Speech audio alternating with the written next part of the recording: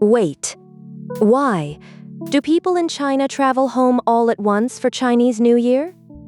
I'm Lin, and this is Lin Explains China. Simple stories behind everyday Chinese life. Picture this. Maya, an American designer in Shanghai, walks into the railway station with her colleague Li Wei. She expects red decorations, fireworks, maybe a cheerful holiday selfie.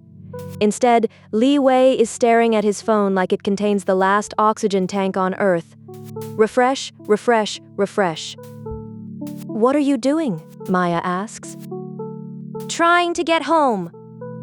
Beside him is a suitcase so full of snacks and gifts that his clothes seem to be traveling as emotional support. The station is crowded. The ticket is expensive. The journey will take hours. Maya looks at him and asks the obvious question, "You're doing all this for one dinner?" Well, yes, but also not even close. The short answer is that Chinese New Year, or Spring Festival, is a public celebration with a private center. You can see lights, decorations, temple fairs, and festive shopping outside. But for many families, the emotional center is a table inside someone's home.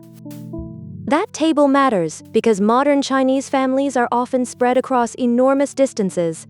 Adult children may work in Shanghai, Shenzhen, or Beijing. Students may study in another province. Parents and grandparents may remain in the hometown. For most of the year, family life happens through phone calls, group chats, and blurry video calls where somebody's forehead occupies the whole screen. Then, one shared holiday arrives. Suddenly, millions of separate calendars line up, schools pause. Many workplaces close. People who have been moving in different directions all year get one synchronized chance to move toward one another. That concentrated travel period is called chunyun, the Spring Festival travel rush. It stretches across several weeks around the holiday because everyone cannot possibly travel on the same Tuesday without the railway system developing feelings. The scale grew with China's economic changes. From the late 20th century onward, more workers left smaller towns and rural areas for jobs in fast-growing cities. More young people went away for university. Better roads and high-speed rail made long-distance movement easier, while work and education made living far from family more common. So, Spring Festival travel is not simply an old custom surviving unchanged. It is also a modern answer to a modern problem. Families can now live farther apart, so reunion requires logistics. Americans may recognize the feeling from Thanksgiving. Airports fill up, highways slow down. Somebody carries a pie through security as if national honor depends on it. By contrast, in Britain, France, Germany, and other parts of Europe, Christmas trains and family drives can create the same powerful pull. The Chinese version feels especially concentrated because the population is huge, the country is vast, and the reunion is organized around one lunar calendar holiday. The emotion is familiar. The traffic is turned up to a level that makes your navigation app whisper, "Good luck." But why does the reunion meal itself matter so much? Because it does more than feed people. On New Year's Eve, families may gather around dishes connected to region, memory, and family habit. One household makes dumplings, another serves fish, another prepares a dish exactly the way a grandmother has made it for decades. The menu varies, but the message is similar. The people who spent the year apart are physically together again. Gifts are handed over, elders are greeted, children may receive red envelopes. Family stories are repeated, including the story everyone has heard 12 times and will apparently hear for a 13th. These small actions renew relationships. They quietly say, "You still belong here. We still remember your place at this table." That is why Maya's phrase, "one dinner," misses the point. The meal is not a restaurant reservation. It is a family roll call with soup. Of course, going home can be loving and stressful at the same time. Li Wei finally gets his ticket. He survives the station, carries the gift suitcase upstairs, and sits down beside his relatives. Within 10 minutes, an aunt asks about his job. An uncle asks whether he has bought an apartment. Someone else asks whether he is dating. The reunion dinner sometimes includes a complimentary career interview and relationship status update.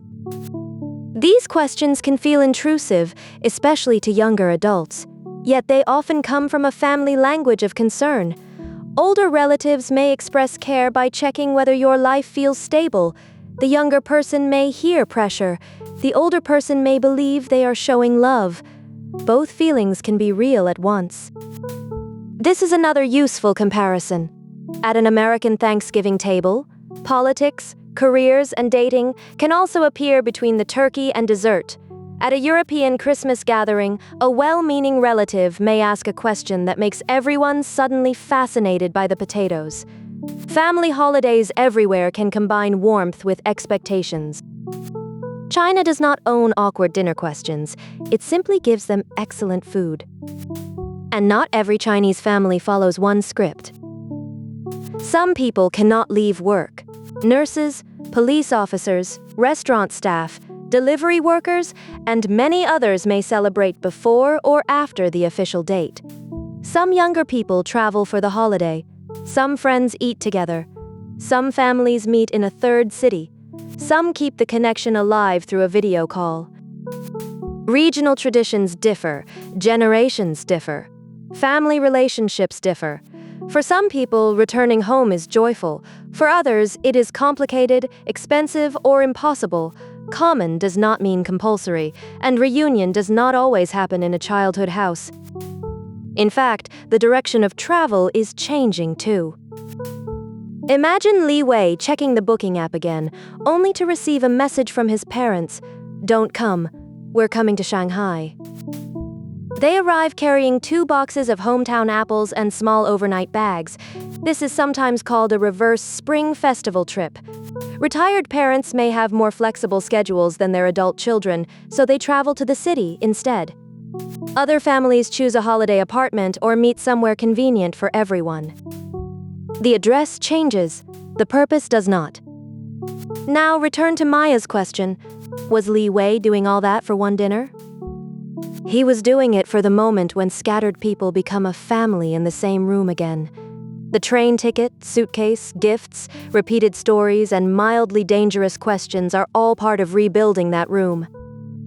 By the end of the holiday, Maya is sitting at Li Wei's Shanghai table with his visiting parents. The apples are in a bowl, the suitcase is empty, everyone is passing dishes, and home has apparently moved faster than a high-speed train. So when a Chinese colleague says, "I'm going home for Spring Festival," do not hear it as an ordinary vacation plan. They may be describing a journey toward family, responsibility, memory, and one very crowded table. Home in this story is not only a building, it is something people rebuild around one another wherever the table happens to be. If this made China a little easier and a lot more fun to understand, subscribe. I'm Lin, and I'll see you in the next story. Subscribe and catch the next clue with Lin.